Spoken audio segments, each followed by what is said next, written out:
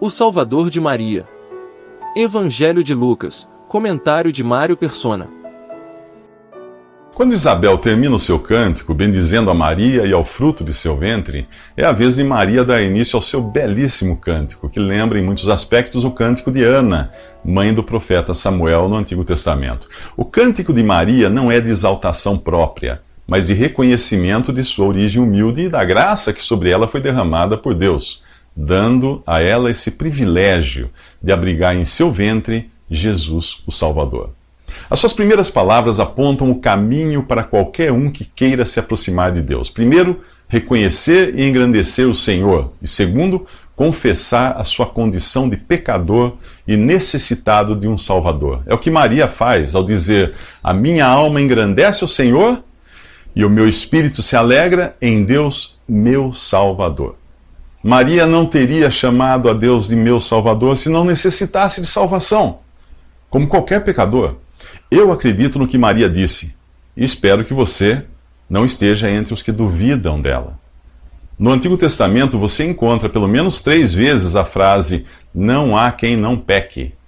Paulo cita uma dessas passagens na carta aos Romanos ao dizer: não há nenhum justo, nenhum sequer, não há ninguém que entenda, ninguém que busque a Deus. Todos se desviaram, se extraviaram, tornaram-se juntamente inúteis, e não há ninguém que faça o bem, não há nenhum sequer. Ele está falando de mim, ele está falando de você, ele está falando de Maria, de todos os seres humanos, com exceção de um, Jesus, que não teve pai humano.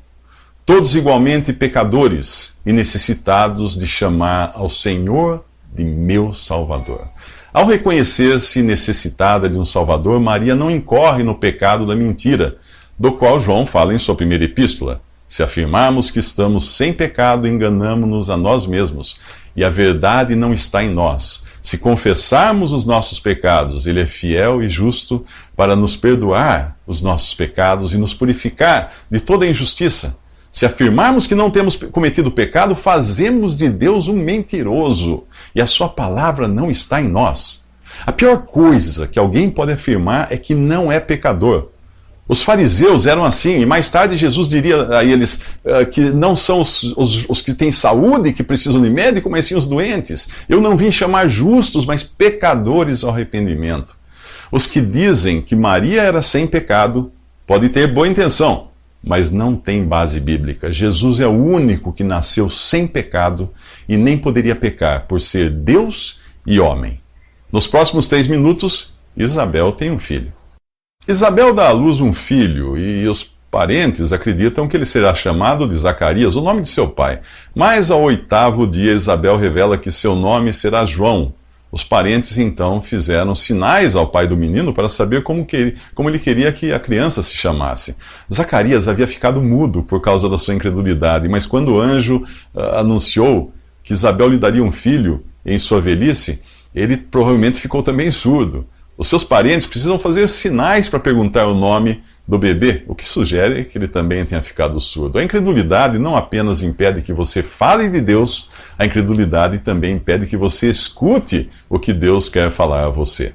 Zacarias escreve numa tabuinha que o nome do menino será João, pondo fim à sua incredulidade e acatando o que Deus lhe havia preparado. Agora, cheio do Espírito Santo, ele passa a falar do que Deus fez. O normal seria que suas palavras fossem de agradecimento a Deus apenas por aquela criança, mas é de outra criança que Zacarias mais fala.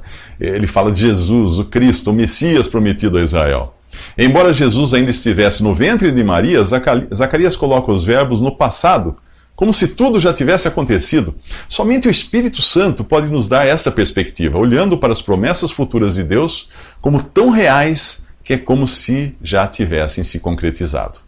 Zacarias louva a Deus porque visitou e remiu o seu povo, promoveu poderosa salvação na linhagem de seu servo Davi, como falara pelos seus santos profetas na antiguidade, salvando-nos dos nossos inimigos para mostrar sua misericórdia aos nossos antepassados e lembrar sua santa aliança, o juramento que fez ao nosso pai Abraão. Espera um pouco. O que eu tenho a ver com o povo de Israel, do qual Zacarias faz parte? De que me interessa o que disseram os antigos profetas de um povo do Oriente Médio? De que inimigos ele está falando aqui? Se o nome de Zacarias fosse Xing Ling e no lugar de Israel estivesse escrito China, será que as suas palavras fariam sentido para você e para mim? A menos que sejamos israelitas, o que não é o meu caso, nada disso faz sentido para quem pertence a outro povo, com outra história, outras tradições e outros antepassados. Certamente, o que Zacarias está falando não é para mim. E você vai entender melhor o que eu estou dizendo quando dissecarmos a Bíblia nos próximos 3 minutos. O louvor de Zacarias, pai de João Batista, não faz sentido para quem não é judeu, descendente de israelitas e vivendo na expectativa do estabelecimento do reino prometido ao rei Davi, com a consequente destruição de seus inimigos. Para quem nasceu no Brasil, é descendente de europeus, africanos, asiáticos, etc., e não tem sangue judeu, as palavras de Zacarias parecem uma carta enviada ao endereço errado. Quando o apóstolo Paulo escreveu ao jovem Timóteo, ele disse algo muito importante: procure apresentar-se a Deus aprovado, como obreiro que não tem do que se envergonhar, que maneja corretamente a palavra da verdade. O verbo traduzido em nossas versões por manejar tem no original grego o sentido de dissecar. Isso mesmo, como faz o médico legista com o seu bisturi, separando e identificando cada órgão e a sua função no corpo.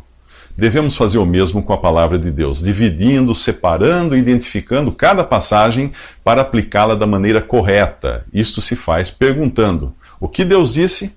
A quem falou? Quando? Onde? Em que circunstâncias? Com que objetivo? Visando qual povo? Qual época? Qual lugar? Por exemplo, muita gente tenta encaixar no cristianismo coisas que foram ditas explicitamente no contexto do judaísmo. O resultado é a confusão de doutrinas e igrejas que você encontra na cristandade, além de uma multidão de pessoas decepcionadas porque as promessas que viram no Antigo Testamento, ou mesmo nos Evangelhos, não funcionaram para elas. Não funcionaram porque não eram para elas.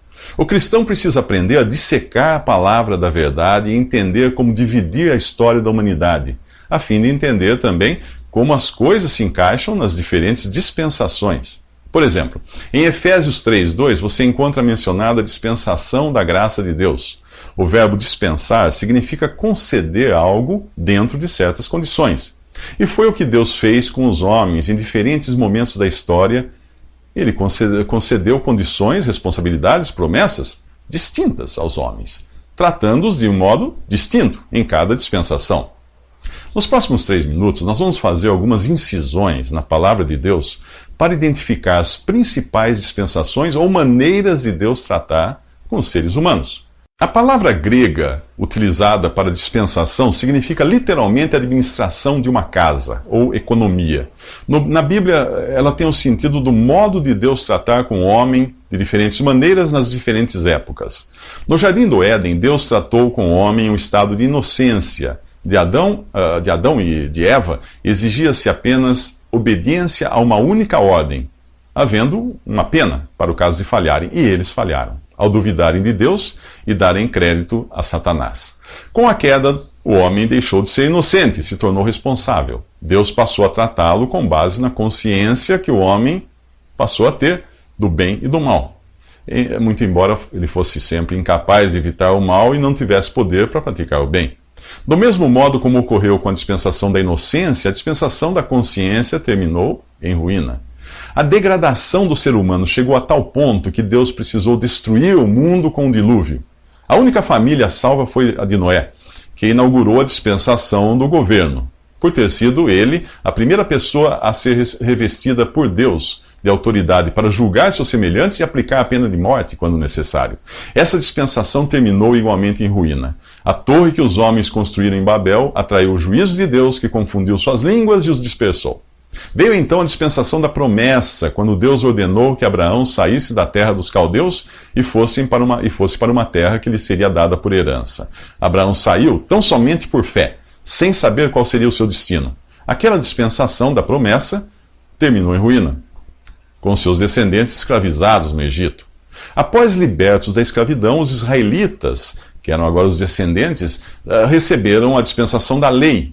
que era na base da causa e efeito. Faça isso e viverá, faça aquilo e morrerá. Obedeça e será abençoado, desobedeça, será amaldiçoado. Mais uma vez o homem fracassou e Deus inaugurou a dispensação da graça, enviando o seu Filho. Com a vinda de Jesus, Deus estava em Cristo reconciliando consigo o mundo, não imputando aos homens as suas transgressões. A história do homem na Terra termina com a dispensação do reino de Cristo durante o milênio. Essa dispensação é também chamada de dispensação da plenitude dos tempos. Se os profetas do Antigo Testamento olhassem para a história da humanidade como uma linha traçada numa folha de papel, eles não conseguiriam ver uma parte que estaria escondida deles. Seria como se a folha tivesse sido dobrada na dispensação da graça de Deus. O que ficou escondido dos profetas do Antigo Testamento é o que nós veremos nos próximos 3 minutos.